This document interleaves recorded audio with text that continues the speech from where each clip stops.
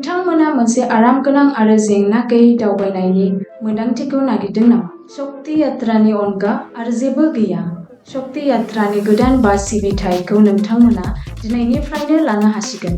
STFआनि गोदान बास सिबिथाया क'क्राझार आरो गुवाहाटीनि गेजेराव दावबायनो थाखाय मोनसे सुबिदा गोनां आरो बाङाय बेसेनावनो नोंथांमोननो गोलाव लामा हान्थिलांनो सुबिदाखौ होयो। STFजों नोंथाङा गोदानथार बासफोरनि सुबिदाफोरखौ बाङाय बेसेन होनानैनो आरामगोनां दावबायनायखौ लानो हागोन। जोंनि बासफोरा गोदान मुगानि सुबिदाफोरखौ होयो, जेरै एयार कन्दिसनिं, आरामगोनां जिरायनाय आरो थोजासे लेगरुमजों सुजुजानाय जिरायग्रा, जाहाथे नोंथाङा गोलाव लामा हान्थिलांनायाव मोनसे आरामगोनां दावबायनायखौ मोननो हायो। STFआ बास सिबिथायनि रोंग'थि गोनां आरो आखा-फाखा ड्राइभारफोरा मोनसे रैखाथि गोनां आरो रंजाथाव दावबायनाय होनो थाखाय बे सुबिदाखौ नोंथांमोननो लानानै फैदों।